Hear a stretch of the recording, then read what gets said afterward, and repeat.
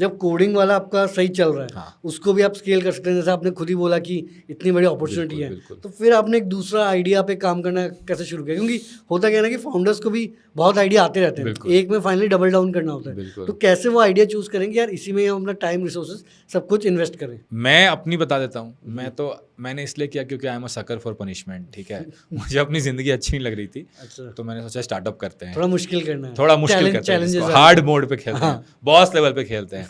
तो मेरे साथ ऐसा हुआ था कि जब मैंने वो कोडिंग वाला चीज़ किया और मैंने बोला यार तो बच्चे अगर तुम्हें जॉब चाहिए तो आ जाओ, ले लो, ख़त्म करो।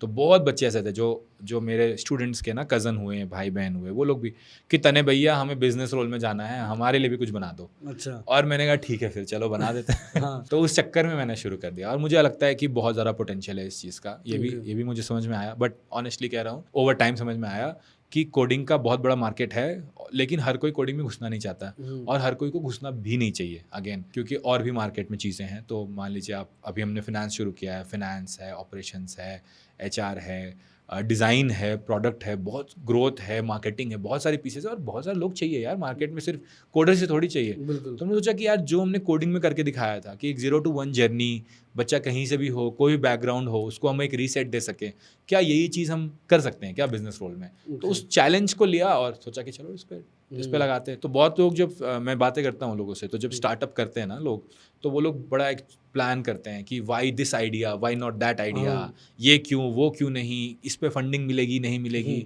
हमारे को फाउंडर का क्या ये है, हमारा क्या है, हमारा कोर स्ट्रेंथ क्या है। तो आई थिंक अच्छे फाउंडर्स जो होते हैं वो बहुत स्ट्रैटेजिकली अपनी स्टार्टअप की स्ट्रैटेजी चूज़ करते हैं। मेरे साथ ऐसा नहीं, मैं अच्छा फाउंडर नहीं हूँ। मैं बहुत इमोशनल इंसान था, मैंने लगा यार ये प्रॉब्लम अच्छी है, ये चैलेंज अच्छा है, अगर ये सॉल्व कर पाएँ तो इंडिया में बहुत बड़ा एक धमाका हो सकता है, एक बहुत बड़ा रेवोल्यूशन हो सकता है। क्योंकि बच्चे जो आज के, और मैंने ना थोड़ी रिसर्च की थी उस समय, तो MBA जो बच्चे जा रहे हैं, अगर आप shiksha.com पे चले जाओ और रैंक 50 के बाद के कॉलेजेस देख लो, तो आप देखोगे कि उनकी प्लेसमेंट 3 लाख से ऊपर की नहीं है। अच्छा, और आप ये भी देखोगे कि उनकी जो सैलरी कह रहे हैं, जो फीस है वो 15 लाख से 20 लाख है, पर पैकेज 3 लाख ही है। तो मैंने यार ये फेयर नहीं लग रहा है थोड़ा मुझे। तो ठीक है, अब जो कर रहा है उसको करने देते हैं, उसको नहीं बोलते हैं कुछ, बट जब तक एक ऑल्टरनेटिव रास्ता नहीं बनेगा तब तक बच्चे के पास भी क्या ऑप्शन है?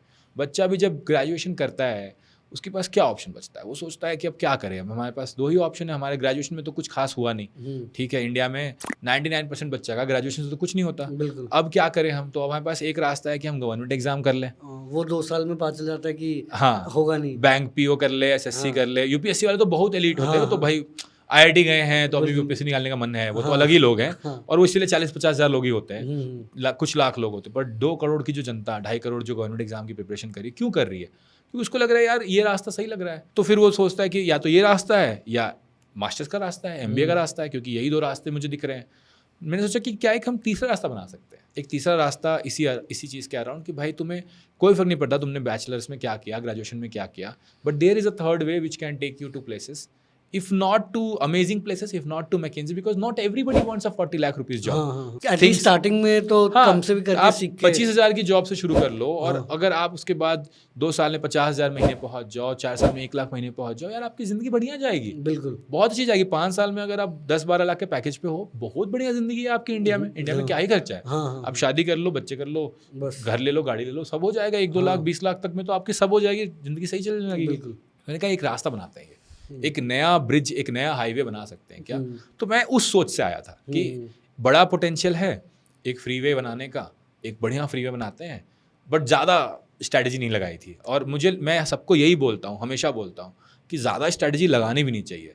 आपको ये करना चाहिए कि क्या आपको दिल में दर्द होता है। एज अ फाउंडर मेरा पॉइंट ये है कि क्या आपको उस प्रॉब्लम से प्रॉब्लम है, और क्या आपको अपने कस्टमर के लिए बेइंतहा एम्पैथी है। I was not facing this problem, मैं तो बढ़िया जॉब में था, मुझे तो कोई दिक्कत नहीं थी। बट जब मैं माइक्रोसॉफ्ट में गया, तब मैंने लोगों से बात करनी शुरू की, मुझे रियलाइज़ हुआ कि यार एक तो मैं बहुत फोड़ू नहीं हूँ, जैसे मैंने कहा था कि प्रोग्रामिंग कोई फोड़ू चीज़ होती नहीं है। मैंने बाकी लोग से बात किया, IIT वाईटी के भी बच्चे थे, बहुत लोगों से बात की, स्मार्ट हैं सब लोग, बट कोई ऐसा जीनियस नहीं है, कोई ऐसा आउट ऑफ द वर्ल्ड नहीं है। इसका क्या मतलब हुआ? इसका मतलब यही हुआ ना कि वो डीप गए हैं तो उनको अच्छा मिल गया ना है। मतलब सही गाइडेंस मिली सही टाइम में, पीयर ग्रुप में भी मिल गया। बिल्कुल, ये सब पीसेस हो गए, एक रास्ता मिल गया आपको, एक पता चला इस रास्ते पे जाओगे चीजें होने लगेंगी।